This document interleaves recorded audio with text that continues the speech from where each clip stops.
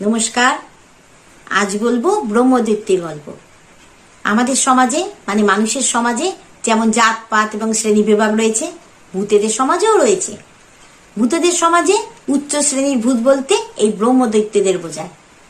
বাংলা লোককাহিনী বা পৌরাণিক বিশ্বাস অনুযায়ী এই ব্রহ্মদৈত্য হলেন এক বিশেষ ধরনের পুরুষ ভূত, যারা মৃত্যুর আগে অত্যন্ত বিদ্বান এবং ধার্মিক পুরুষ ছিলেন। অপঘাতে মারা যাওয়ায় এরা ব্রহ্মদৈত্য হয়েছেন। ব্রহ্ম শব্দের অর্থ হলো ব্রাহ্মণ এবং দৈত্য শব্দের অর্থ হলো ভূত। এই দুটি শব্দের মিলনে মানে দুটি শব্দের সমন্বয় এই ব্রহ্মদৈত্য শব্দটির উৎপত্তি, যা মূলত একটি প্রেতাত্মায় রূপান্তরিত হয়ে যাওয়া ব্রাহ্মণের আত্মা। বাংলা লোককাহিনীতে এদের যে রূপ বর্ণনা করা হয়েছে তা কিন্তু অতটা ভয়ঙ্কর বা ভীতিপ্রদ নয়। মাথায় টাক, খালি গা, পরনে ধুতি এবং গলায় পৈতি, অনেকটা ব্রাহ্মণ পণ্ডিতের মতো।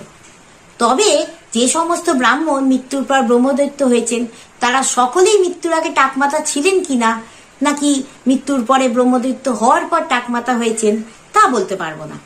হয়তো এটাই তাদের ব্রহ্মদৈত্যদের গেট আপ যে ব্রহ্মদৈত্য হতে গেলে টাকমাতা হতে হবে।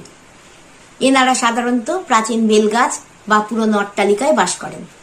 এনারা কিন্তু অন্যান্য সকল ভূতের চেয়ে অনেক শক্তিশালী, অনেক সময় আবার পবিত্র আত্মার মতো এনারা আচরণ করেন।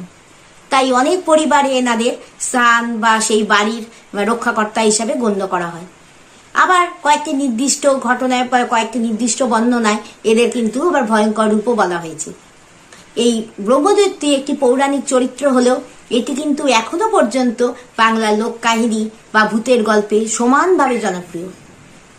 কেমন লাগলো আজকের এই গল্প? যদি এরকমই অচেনা গল্প শুনতে চান অবশ্যই সাথে থাকবেন।